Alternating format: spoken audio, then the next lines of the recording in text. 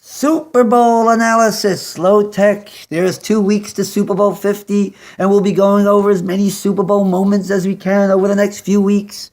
As you can see, we have the only thing I have that says Super Bowl on it over there is the Super Bowl parody. I wasn't trying to advertise for any of those over there. See a picture of Dan Marino up there, the great one of the greatest quarterbacks of all time. Anyway, also didn't have a Super Bowl victory. We're gonna start with a Peyton Manning moment. Since Peyton Manning will be in Super Bowl 50, let's go to Super Bowl 44. We're gonna pick two moments from the game. First, 10-6 at the half.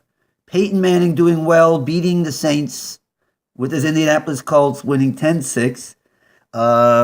We are about to start the second half, so let's go right to the highlights with Phil Simms giving you the intro as we have the kickoff. Well, Jim, a lot of teams, when they play the Colts, they like to defer just so they don't have to face this situation where Peyton Manning gets the football in the second half after he's gone in and looked at all those pictures you see. Yeah, that Peyton Manning gets a chance to look at everything. He'll have the ball now. Onside kick! Count how many seconds this scrum goes for. If you count it, it'll be 52, 53 seconds before they determine. During those 50 seconds, I'll tell you what, that is a gutsy call. There's no doubt about that. If they don't recover it, do they lose the game? I won't go that far. But this certainly went a long way in them winning when they recover this eventually. I want to look at the highlights after to see why it was such a scrum. You'll be able to tell why it was so difficult to get it determined who got the ball here. Each team pointing their way. Who's coming out of this with the ball? The Saint coaches near the Saint bench. All the Saint bench is pointing Saint way.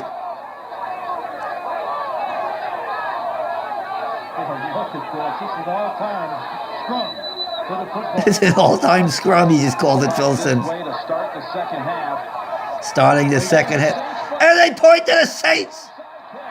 They recover the onside kick. Sean Payton, gutsy call. He talked himself about having the courage to call that fourth down play to us, even though we disagreed. Now the big question, did it go 10 yards on the kickoff before it was... Oh, sure it went 10. You'll see right away that it went 10. They touched it first, so it doesn't matter. And they touched it first, but it went 14 yards before it was touched. Okay, there you can't see it so well. The next view, you'll get a better angle. What happened here? First, it was missed by the helmet of Hank Basket. Right there. You see, Mr. Reese has barely got his hand. There's my finger, that by the way. He's barely got his hand around that ball. That's not well secure. That's not secured so well. 1 second. What's going on here with the tech? The low tech strikes again. Not so securely held, and I just had to knock a bottle over so it doesn't get in. Oh, you see that? And then 81 Basket jumps right back in to try to grab it. That is grabbable because Reese does not have it. At that time, you could not replay who recovered a ball. So I don't think if Indy came out of the scrum with that ball, if he would have 81 been able to grab that back, I don't think replay would be able to say, no, Reese had it first. Reese, number 39. Now listen, this is interesting as what Nance is going to announce who recovered it in a second. That's Reese right there underneath that I'm pointing with the arrow. I should use the arrow more than my finger, but I like the low-tech element of it. In the end, Jonathan Casillas comes out with it for New Orleans. In the end, Jonathan Casillas comes out of it for New Orleans. What does he mean by, what is he talking about? Reese had the ball over there. And watch this. Wow. And they'll take over at their own 42. Watch this. See, there's Reese holding the ball, 39. And they're all patting him on the back, celebrating. So what does he mean by Jonathan Casillas came out with the ball? Not sure what Nance saw. And I never bothered to investigate that. But that is a gutsy call. That was the one. Of course, we go to one other call and one other play in this game. And I realized, even in my low tech, that I'm able to pause. And that's what I'm going to do now. I'm going to pause. See, I'm high tech now. I can pause Now I can get to the highlights I want. As we now pick up the action with 4:52 left. New Orleans 24, Indianapolis 17. And Peyton Manning has this one last chance to come down the field, or at least one late chance to come down the field. And it's 1st and 10, 4:38, time ticking away. Peyton Manning trying to come down. New Orleans that year had a fantastic offense. Here's the bubble screen, a staple of the Colts. One of the things that the Colts were great at, that the Saints were great at that year, besides having a great offense, was they were very opportunistic on defense. It wasn't a very good defense. It was a great offense that won a Super Bowl together with an opportunistic defense. Lots of turnovers. They picked off, in the championship game, they picked off Brett Favre in overtime. It was a guy named Tracy Porter, and that led to the New Orleans winning the championship game over Brett Favre. I'm sorry, Brett Favre, not in the pack, Brett Favre and the Minnesota Vikings. And they had lots of turnovers, making the big play, and they were aggressive defense. Greg Williams, in fact, too aggressive, as you may know, the bounty scandal, which we could talk about a different time for a different SALT production. But let's continue on as we watch Indianapolis moving down the field, 4:20 left.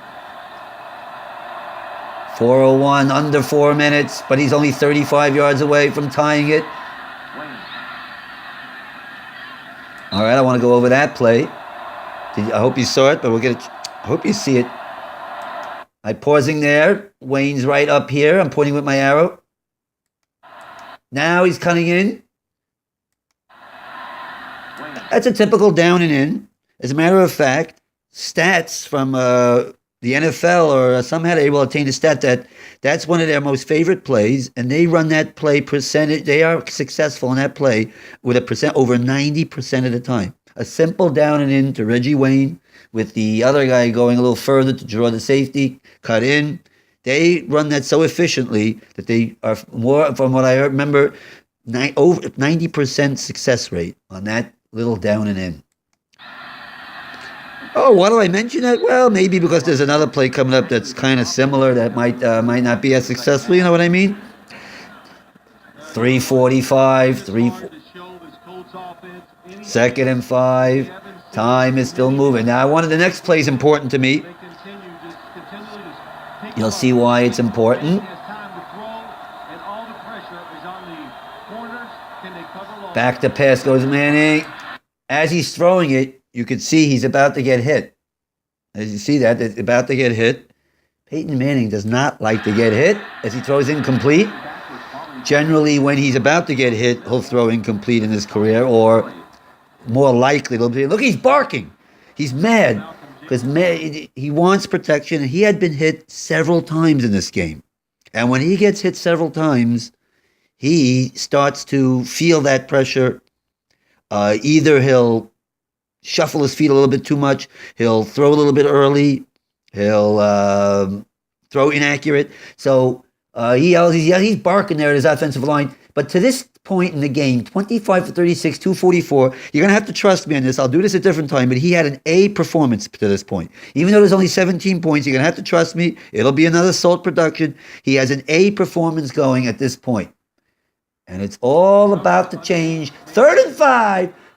3:24 left, and in one of the greatest plays in Super Bowl history, as Peyton Manning trying to get his second ring.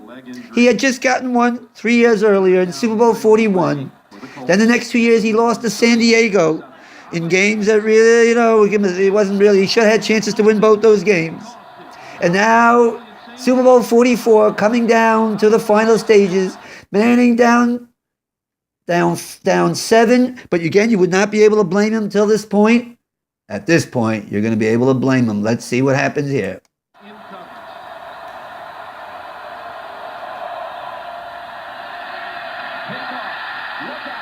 Look out! Pointing to the crowd, to the Florida crowd.